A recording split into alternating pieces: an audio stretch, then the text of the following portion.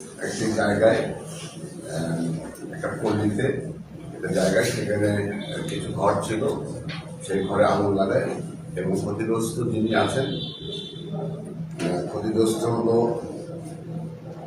গঙ্গামণি ত্রিপুরা। তিনি বাদী হয়ে একটি মামলা করেন এবং এই মামলার 7 জনকে আসামি করেন, বেতনদানীয় এবং অপসারণ আসামি থাকে। এই মামলার পরে আমরা তাৎক্ষণিকভাবে আমরা 4 জনকে গতকাল থেকে অভিযান পরিচালনা করে এই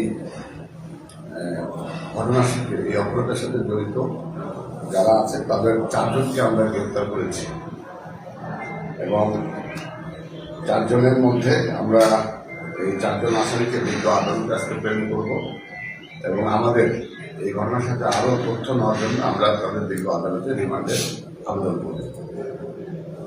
এটি একটি খুব চাঞ্চল্যকর ঘটনা। আমরা প্রাথমিকভাবে যেটা পেয়েছি যে ওখানে দুটি পাড়া আছে, আপনারা নিশ্চয়ই দেখে থাকবেন। সেই দুটি পাড়া হলো, একটি হলো টঙ্কাঝিরি এবং সবীরচন্দ্র পাড়া।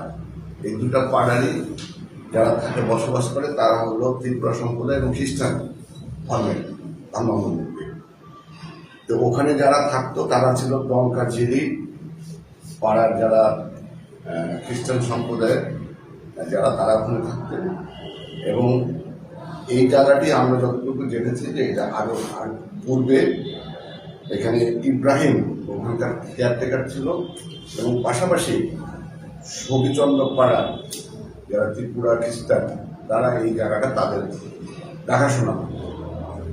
তো পরবর্তীতে তারা 6 মাস আগে এখান থেকে চলে যাওয়ার পরে টঙ্কাঝিরি পাড়ার লোকজন এখানে বসবাস করে এবং তারা এখানে বসবাস করে, এটা মূলত পাহাড়ি জমি।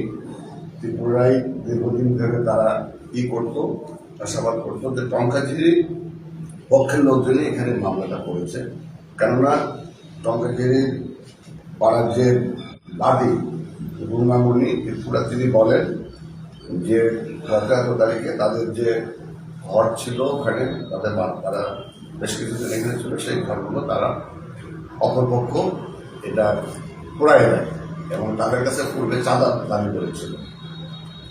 তো মোটামুটি এটা হওয়ার পরে আমরা তাৎক্ষণিকভাবে পুলিশি সহায়তা প্রদান করেছে। আজকে আমি এবং ডিসি সাহেব আমরা নিজেরাও ঘটনাস্থলে গিয়েছি, সেখানকার স্থানীয় মানুষদের সাথে কথা বলেছি। তো আমরা প্রাথমিকভাবে যেটা পেয়েছি, এটা দুটি সম্প্রদায়ের মধ্যেই মূলত বিরোধ এবং জমি নিয়ে আগে থেকে বিরোধ।